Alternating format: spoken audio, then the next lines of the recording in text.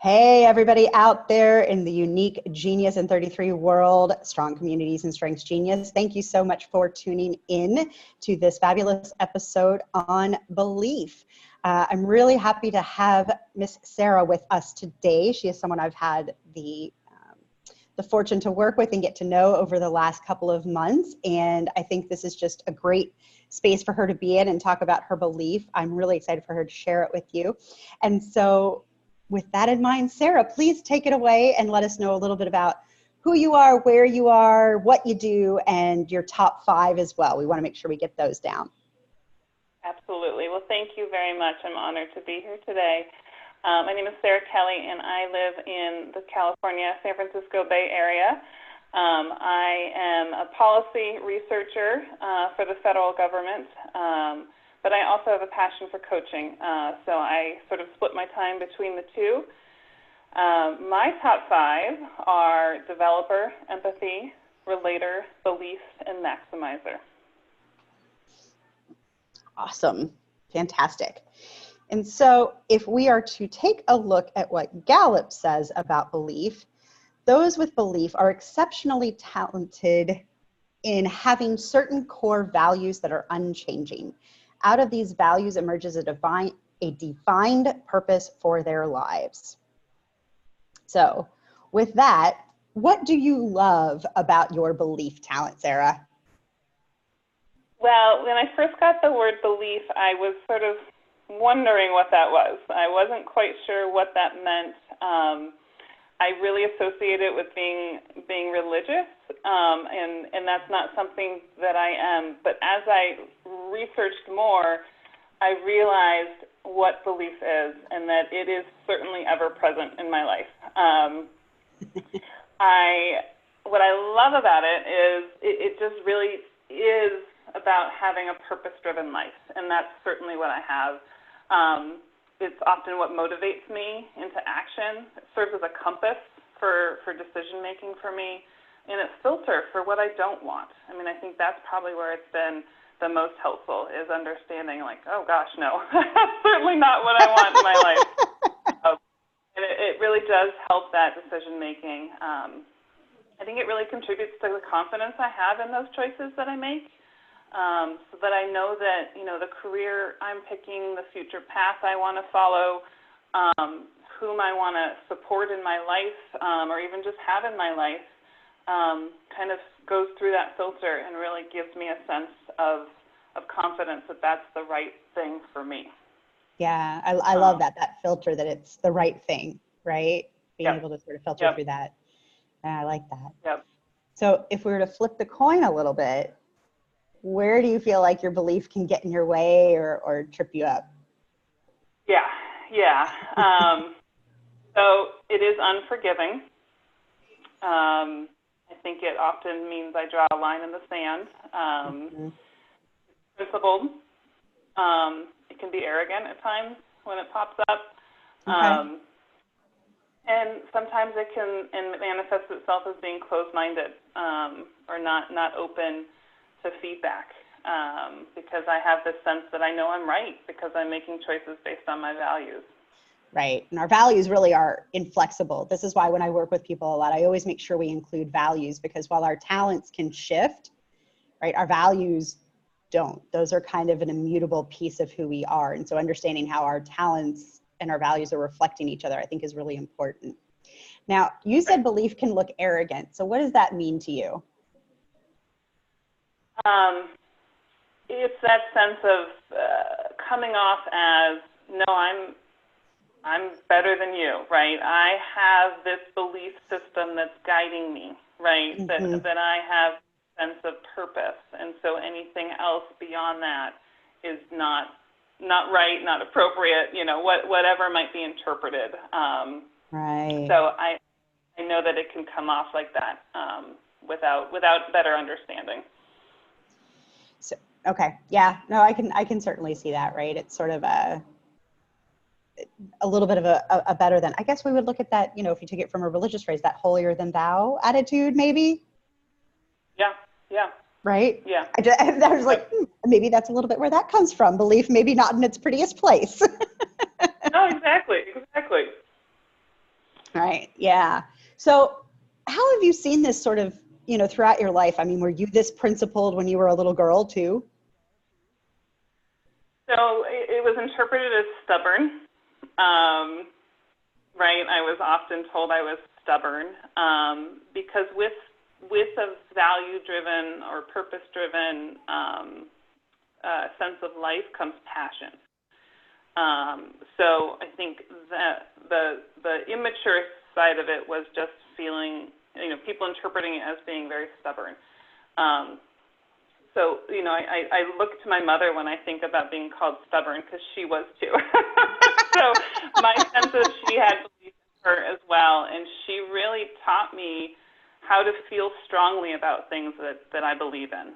And she gave me that love of helping others and supporting causes to make the world better, and really seeing the potential in others, and driving for that, right? Really having that sense of what is your compass, what is going to keep you going forward and give you that purpose in life. And so when I think about it from childhood, it is this sense of, no, I'm doing what I want to do, and I'm going to be doing it the way I want to do it. So that sense of being stubborn comes to mind when I think about it early in life. Sure. Well, and that's what we think about with our talents, right? Because they're always there from a young age, but they aren't necessarily showing up in the best way when we're little kids, right? We see that raw side, and that's us maturing as we go through that. So, I know a lot of people, communication, they talk too much, or woo, they talk too much, or those, goals are driven. It's interesting to see how they develop. And I love that you can recognize, that you likely got that from your mother. So as much as she might be calling you stubborn, she's also probably the one who modeled it for you in a brilliant way. Oh, 100%. Right? I was having a conversation with someone actually just a few moments ago, and I said I used to joke with my dad all the time, because anytime my dad would go, "Joe, I can't believe you just did that." And I was like, "Really?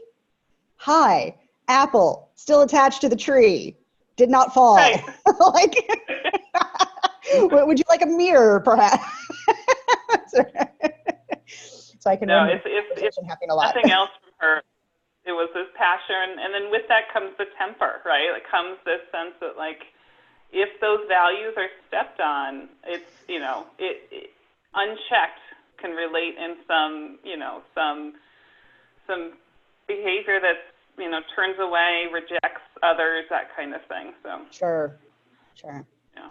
So do you feel like you've sort of, even before you knew belief was a talent or anything, have you seen a way that you've sort of matured that yourself, or that you've taken note of certain instances or patterns where you've learned to buffer, or how to buffer it? Absolutely. So an example I use when I'm sharing about interpreting your talents and where they show up is at work. I have a strong belief in the people who work for me, in their intellect, in their capabilities.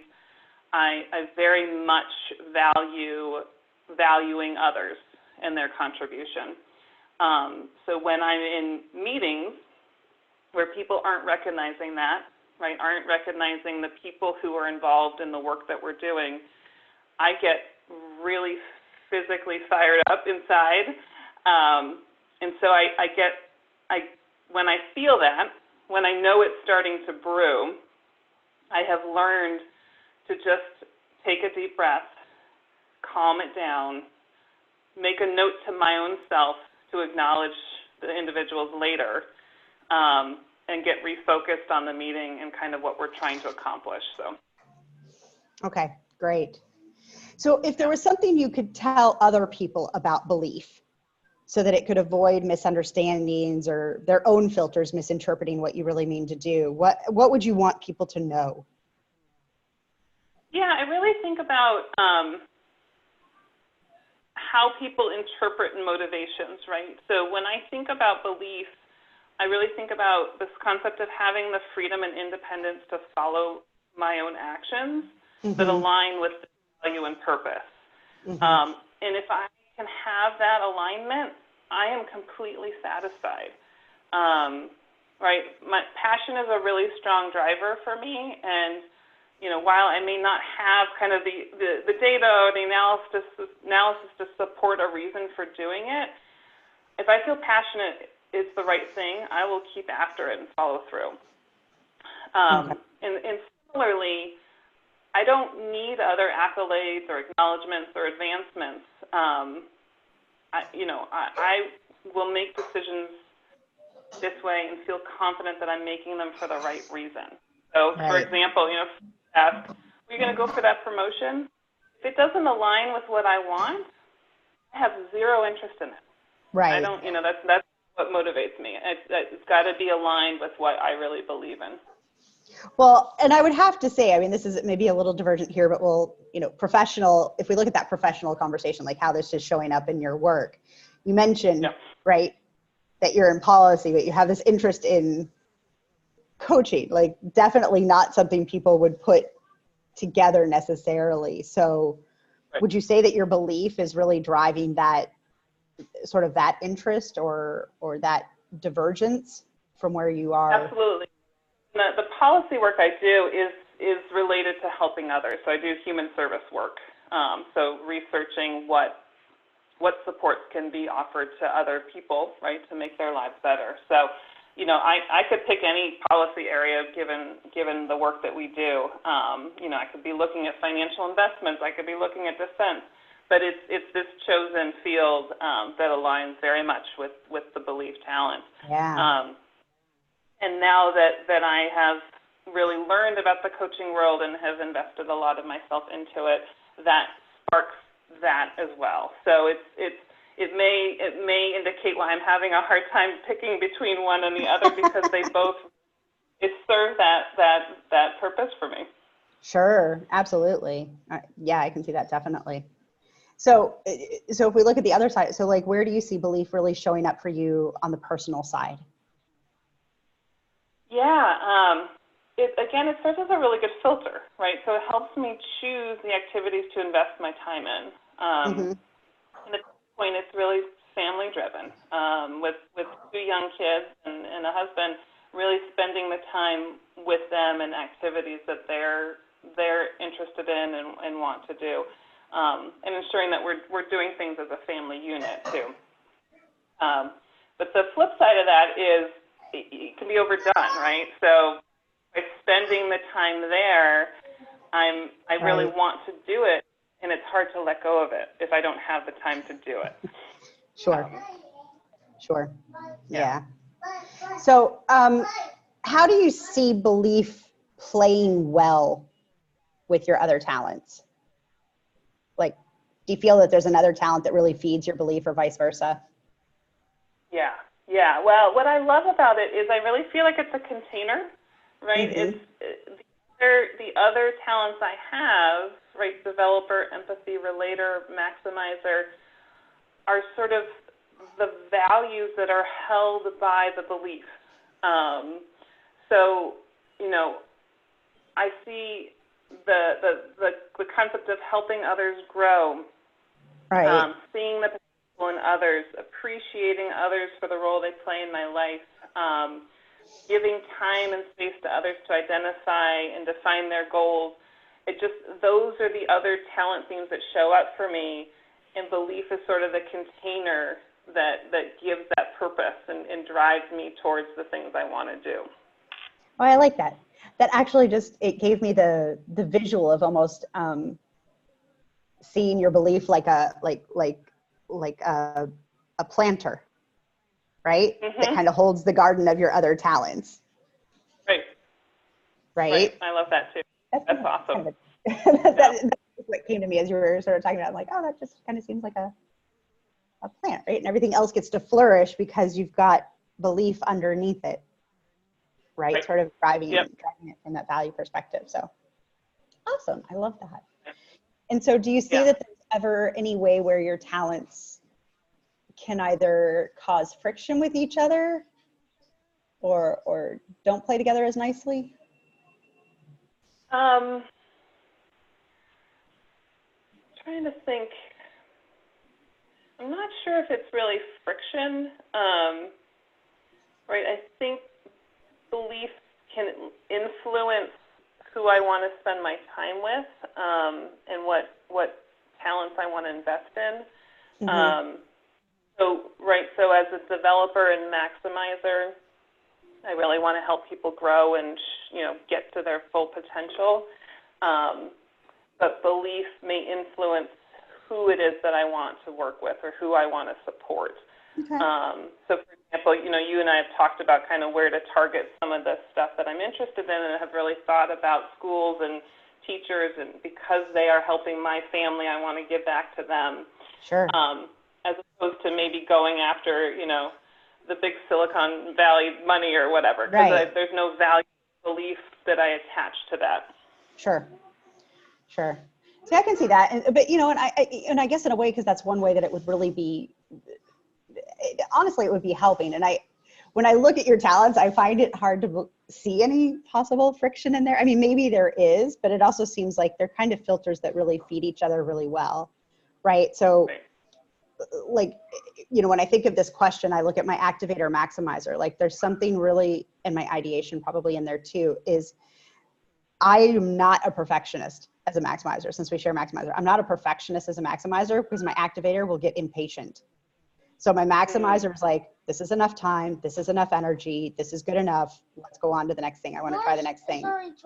But where my maximizer... Come on, dude. Hi, CNN moment, my son, sorry.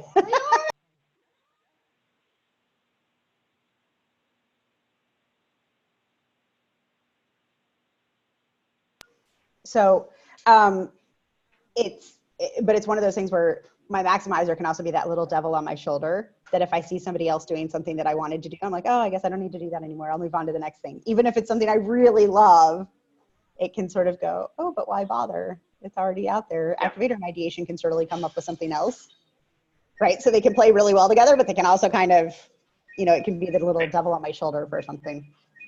So yeah. Right. Say that because when I was thinking about some of your questions, and I really did visualize the belief being actually the angel, right? The one that says, this is why you're doing this. This is your purpose, right? Kind of that guiding principle that keeps in my head of, don't choose that, right? Don't choose that devil over there. Don't talk to him. Don't know. Yeah. Yeah. That's funny. I like but that. When I think about my talents, I think empathy is really important, and my belief is on overdrive because I can get offended, because I can get put off, right? Because if others aren't in line with what my belief system is.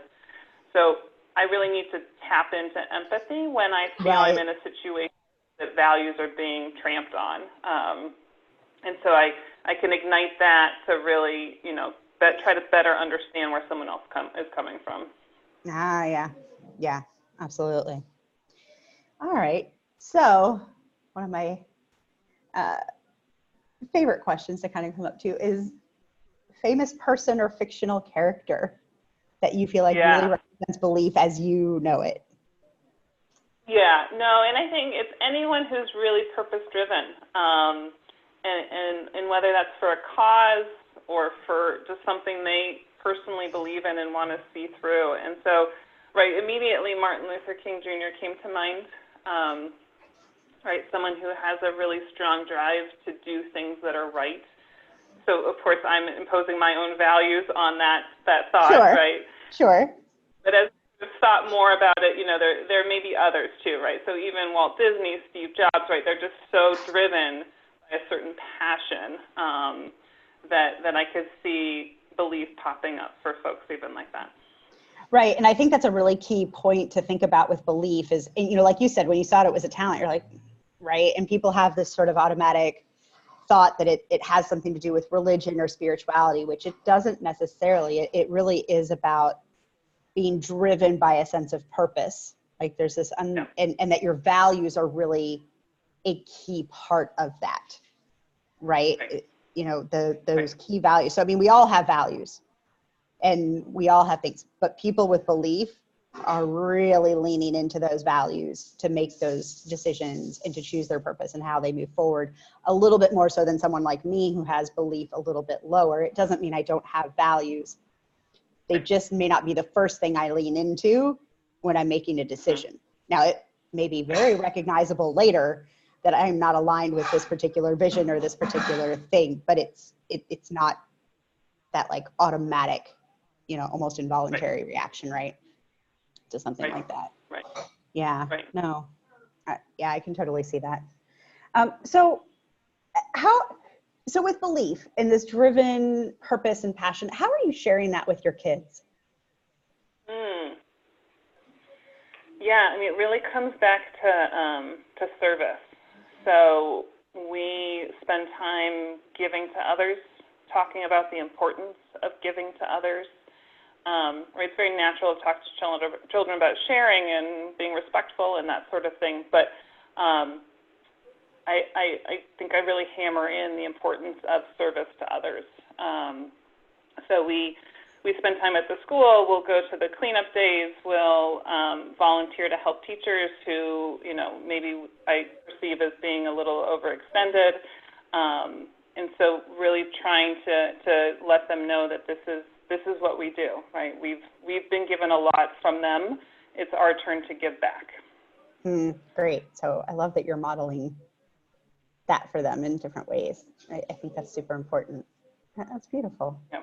So as far as strengths, just overall and in general, like what has been the biggest impact for you on learning your strengths? And what would you want other people to know about potentially discovering or going deeper into learning theirs? I mean, just knowing the strengths, knowing the language is, right, 80% of it, right? And then the rest is observing and understanding where those things are showing up in your life. Belief is a great example for me because I really didn't connect with it immediately. But as I learned more and spend the time doing self-reflection about it, it's 100% me. I mean, it's my fabric. It's every fiber of my being. Right. Right. So to know that language and to have that mirror to look into is so helpful and so amazing to know. Wow, this is who I am, right? And this is what I offer to the world. And then also to know where it's not serving me well, right? So I was able to sit in these meetings where I'd get frustrated and mad and feel like, oh my gosh, no one respects anyone here, right? To know that that's my lens, and that the lens is the values that I'm bringing here. So while I can bring that to the people that I work with, others aren't going to. Right. So it helped me show up in a better way too. Yeah, I love that perspective because I do think that's, one thing you mentioned, I do think is a lot of people, they get their talents and there's often one that they'll go, that's a talent? Like, that's something good? That's right? It's kind of like, how is that a talent? And it's that idea of sort of looking through that and exploring. And when you start to learn what that really means, you go, oh, yeah, nope, that's okay. That is absolutely, definitely me, right? And then I love that you bring up, that it helps you show up and be who you are. Because I also think that's the other thing. And I've heard this a lot. I don't know, maybe I feel like I've heard it more with people who have higher relationship talents specifically. I've had someone say, yeah, but I'm all fluff. When she got her talents the first time, she's like, I'm all fluff, right? I'm fluffy. There's nothing interesting here. And she's like, but then I met people with these, what she considers, meaty talents, and they would all look at her and be like, oh my God, I love your talents. Those are so awesome. I wish I had more of your talents. And she's like, why? They're all fluffy. Like they don't do anything. But relationship people, I think I guess I've just seen it more in relationship people. I'm not saying we don't all do it because we do, but I think with relationship people, because they're seen as fluffier or the lighter side of talent, sometimes they don't value what they bring to the table through being able to relate to others, making people feel at home, making people feel safe, giving that space, and that people really gravitate to that But because they do it without even thinking about it, they don't even recognize that that's something valuable. And so because they're not jumping in with the next plan or the next pitch or something else, they don't recognize the value that they are bringing necessarily. So I love that you talk about that, it helped you show up in the way that you needed to, instead of thinking, why are all these other people not thinking like me? Why aren't we respecting everyone, right? Right. And it helps with understanding those partnerships, right? So, the fluff, right? I've got mostly people talents in my top 5.